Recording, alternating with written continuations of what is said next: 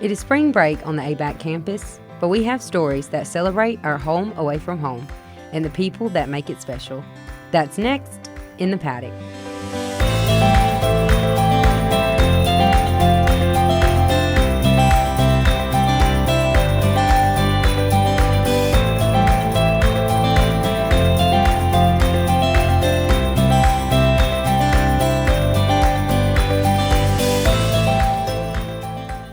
Hello and welcome to the Paddock. I'm Emily Nunnery. And I'm Jenna Kane.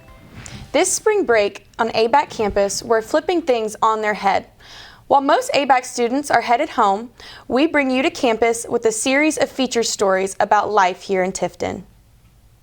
We start in the brand new Ag Technologies buildings with Mia Tinsley, not for class, but for an introduction. It is more than a campus tour, but a chance for family and students to meet staff and current students to develop relationships before coming in as a freshman. Stallion Day is when we open all of campus to prospective students, so mainly high school juniors and seniors. We invite them and their families to come out and experience everything ABAC. So we give them campus tours, housing tours, farm tours, we feed them fried chicken at lunch, and then they come to Club Connections and the Stallion Mixer, and they meet with all of the deans, all of the departments, and all the clubs. For prospective students, college can be scary, but ABAC ambassadors are there to help them on their journey. Because each group has an ambassador, so if you're a prospective student, you're in a group with an ambassador, and an ambassador is talking to you directly the whole time. And I think since everything's so personalized, that makes them more comfortable. They're like, oh, like they actually know who I am, and I'm not just like some random person that's coming up here. Every other college tour that I've heard of, they don't talk to professors, they don't talk to any adults per se. They're hearing it from somebody else, somebody who actually knows the information. And I think that since we're so engaged and everything's so personalized here, they really learn a lot. Not only do ambassadors make an impact on incoming students, but Stallion Day can make an impact on them as well. Well, I'm very, very passionate about ABAC. I love ABAC, love everything it's given to me, everything I've been able to do here, and I want to share that with people. I want people to have the same experience I did. Okay. At Stallion Day's Club Mixer, future students get a taste of clubs offered and connections they can make. And now I know people. I'm excited to be here when it comes fall semester. It's great, it's influential. You can be anywhere, you can learn about everything. Clubs at Stallion Day have the opportunity to connect with prospective students for membership and gain interpersonal skills. It's really helped with my communication and like recruiting members for our club so that I can do them on campus as well. It's just a great way to see all the smiling faces here. Yeehaw, WOBAC, showing the Agripreneurs Club at ABAC. Reporting from ABAC, I'm Mia Tinsley. The next Stallion Day will be held April 5th. If you'd like to learn more and attend, head over to abac.edu. While you're in Tifton, make plans to visit the Georgia Museum of Agriculture and Destination Ag. Colleen Barber takes us behind the scenes for this hands-on learning experience. The Georgia Museum of Agriculture is home to an educational field trip experience. Destination Ag is a program that we run through the ABAC Georgia Museum of Agriculture, where we take kids from the local 13 counties and we bring them in and we teach them about agriculture and a lot of different outdoor hands-on learning activities. Destination Ag is focused on teaching kids all aspects of agriculture and natural resources while meeting Georgia learning standards. Not everyone knows about how important agriculture is in our lives. And there's kids who come here who don't even know the difference between a baby cow and a sheep. So it's really important just to get them that experience.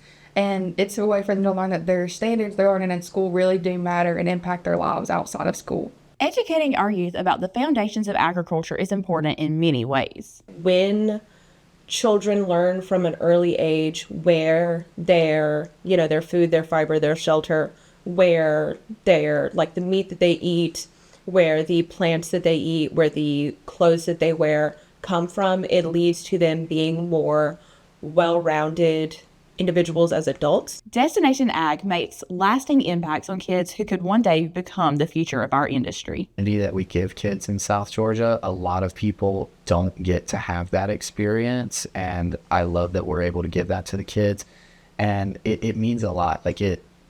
That's something that's going to branch out into their life. I remember I told my dad when I first started working here, and he told me about how he remembers when he went to the Agorama in the 3rd grade. So that's something that, these kids are going to resonate with their whole life. So I think that's really interesting. To learn more about the Destination Ag program, visit gma.abac.edu. In the paddock, I'm Colleen Barber. Now, it's true that many ABAC students left Tifton on spring break heading for the nearest beach, but us Stallions already have a lake of their very own right here on campus. Allison Cook wades into that story for us now. Most college campuses revolve around sports, but at ABAC, the heart of the campus starts with Lake Baldwin. For an environmental side of it, it opens up ABAC to experience an aquatic environment where the only thing we have is these fountains mainly. So if it wasn't for a body of water like Lake Baldwin, we wouldn't have that experience. Especially with the environmental science lab, we go down there, we do some quality control things. We look for water temperature, runoff, things like that. The lake isn't just a useful resource for students' education.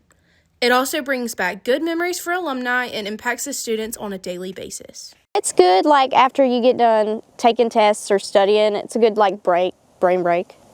Fishing is like a family time for me back home, so when I came for orientation and they said that they had a lake that you could actually fish in, I kind of was already interested, so I went home and begged my dad to let me bring my fishing stuff back.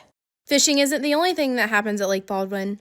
Maddox Walters gives us a look at how he uses the lake year-round and how it has played a pivotal role in his time here. Every time I get stressed out, I come to the lake, whether I go fish or work the dog or just walk around. I was born just about on the water, you know. Everything I do, fishing, hunting, it's all on the water, and it just brings me peace. I know most of the people here are the same. From conducting labs in the lake, fishing, and running dogs, the lake is a prime example of something so simple bringing students together. In the paddock, this is Allison Cook. Finally today, we say goodbye to an old friend with a happy goodbye of retirement. Here's Shelby Wentz. Miss Lois always went above and beyond to call, no matter what it needed. If there was a mess in the hallway, she was always cleaning it up. So the bathroom was always nice and clean, and almost like you had 5-star service at a hotel. For 21 years. Over her time here, she has been impactful to many people. I think it's going to be a little different, that's for sure, and hopefully we get somebody just as good as her, because if not, we won't have the 5-star experience in the Hort building. Lois has been dedicated to her team and her time. As she prepares for retirement, she shares some of her proudest moments that she has accomplished here at ABAC. Always having a positive attitude on doing my job. Her contribution as a janitor has prepared her for retirement. During her retirement, Miss Lois plans to visit her daughter, grandchildren, and go fishing. Go see my daughter that lives in North Georgia and visit our grandchildren. Many coworkers throughout the workplace are thankful to have Miss Lois part of their team. She has impacted many people she has crossed paths with. So probably the biggest contribution that she made is by always keeping the building clean. She was very diligent in both Chambliss and environmental horticulture. But probably the most impactful thing that she has done was really continuity through the group. So she visited with everybody, all the faculty, all the staff. So we would oftentimes hear from Lois about who may be having health issues at home or whose parent may be having some kind of ailment. So she was really, I guess, probably what I would say is the glue that stuck everybody together, because she would visit with everybody and then not gossip, but just kind of, hey, so you know that you're aware and this is going on and that kind of thing. So that's what was really invaluable with her, as well as doing a fantastic job of keeping our building very clean. As Ms. Lois has shined in her janitorial position, her time has now come to an end.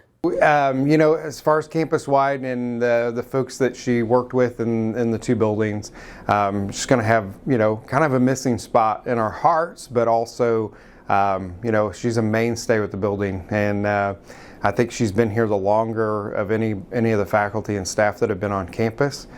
So she was also good and resourceful about if we've got this issue or there's this building maintenance issue, of who to contact. So just a wealth of knowledge as far as campus community, and then also on maintenance and the janitorial staff. And we'll miss that.